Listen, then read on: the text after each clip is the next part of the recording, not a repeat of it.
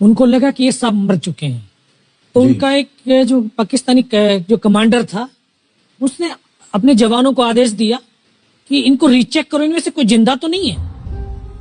तो उनके पाकिस्तान के 2 सैनिक आए, आकर के हमारे जवानों के शरीर के अंदर गोलियां दागने लगे।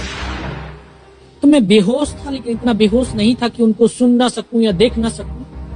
तो जो मेरे सामने वाले साथी को जो सीने में आकर 4-4, 5-5 जो राउंड के ब्रस्ट मारे, डेड बॉडी ऐसे उछलती थी ऊपर की तरफ, सामने वाले को मारा, बगल वाले को मारा, मैं भी इस तरह से ऐसे पड़ा हुआ था। उसने फर्स्ट में यहाँ पर ब्रस्ट मारा, फिर मेरे पैर में 2 जगह पे मारा।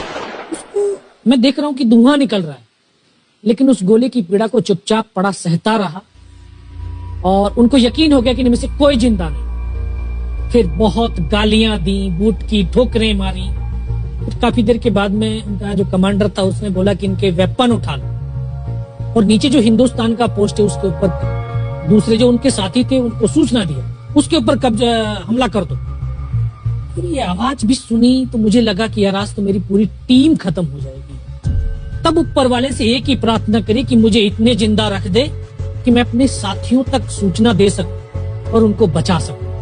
और ये सत्य है कि अगर निस्वार्थ भाव और सच्ची श्रद्धा से उस परम पिता परमेश्वर को याद करते हो तो शक्ति जरूर साथ देती है। दोबारा से उसके साथी आए, पाकिस्तान के सैनिक आए और हमारे जवानों के शरीर के अंदर गोलियां दागने लगे। उन्होंने फिर उसी रोटेशन से गोली मारी, फिर भी मेरी बाजू में, पैर में गोली मारी।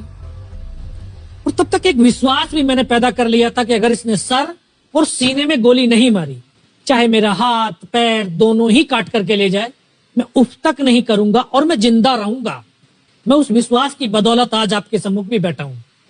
उसने आकर के दोबारा से गोली मारी, पर जब 1 कदम आगे गया तो उसने राइफल मेरी सीने की तरफ तानी। तब मुझे लगा यार अब नहीं बचूंगा। लेकिन कहते हैं कि जाको राखे साइयां मार सके ना कोई। और ये इस देश को हम भारत माँ बोलते हैं।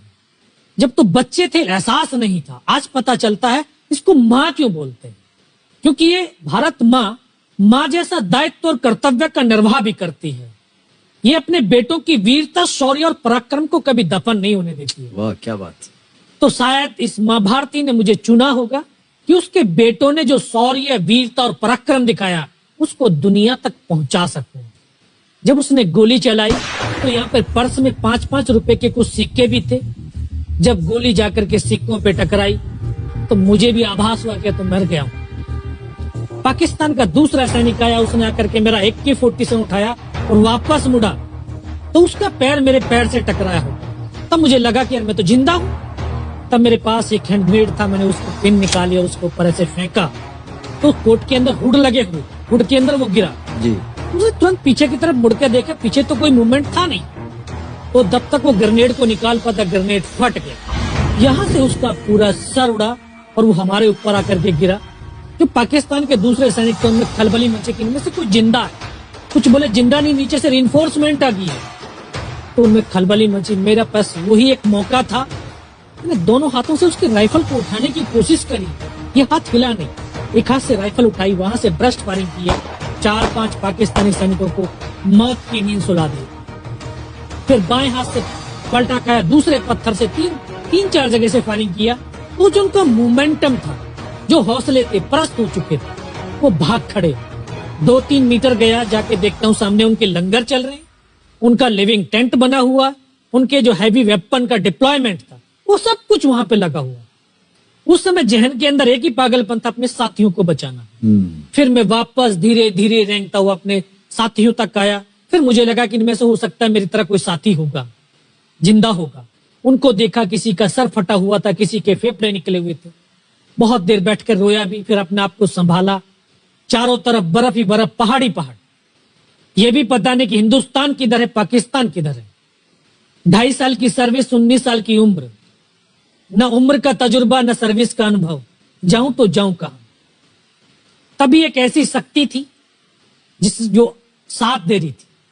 जब इसी शक्ति का आवाज हुआ, उसकी आवाज का आभास हुआ कि बेटा इस नाले से नीचे लुढ़क जा, मैं बहुत 500 मीटर लगभग नीचे रोल करता हुआ आया और अपने साथियों जो नहीं चढ़ पा रहे थे दुश्मन की भारी फायरिंग की वजह से, वहां तक पहुंचा। फिर उन्होंने मुझे पकड़ा, वो फर्स्ट एड दिया।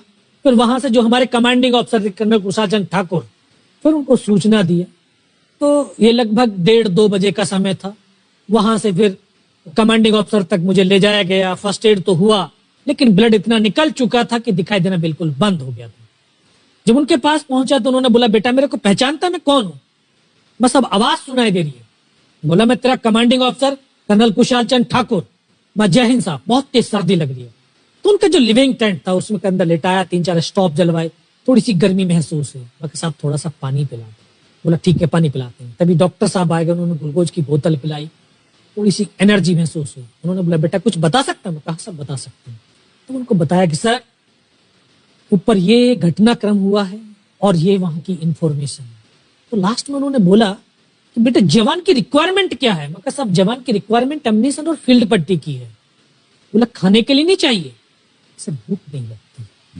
बस इतना कहते कहते तभी डॉक्टर ने कौन सा इंजेक्शन लगाया, फिर मुझे पता नहीं कहां पर हूं।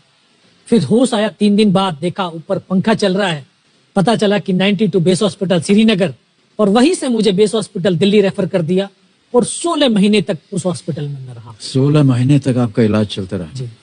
और वहीं पर हॉस्पिटल में ही मुझे पता चला कि 15 अगस्त 1999 को जब ये परमवीर चक्र का जो अनाउंसमेंट हुआ, तो वो वहां पर ही मुझे पता चला। क्या है सर?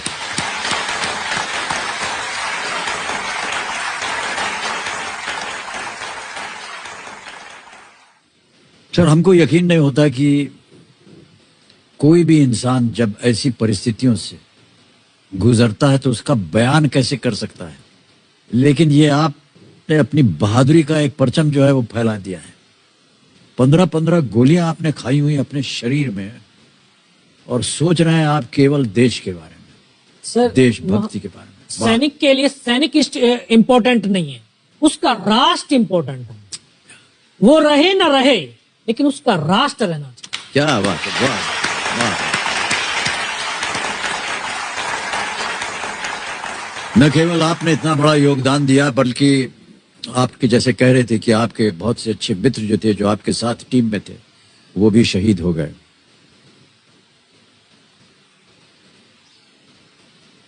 कठिन है सर बहुत इस चीज को दोहराना, इस चीज को आपके मुख से सुनना। अद्भुत है सर, अद्भुत है। बहुत बहुत शुभकामनाएं, बहुत बहुत शुभकामनाएं।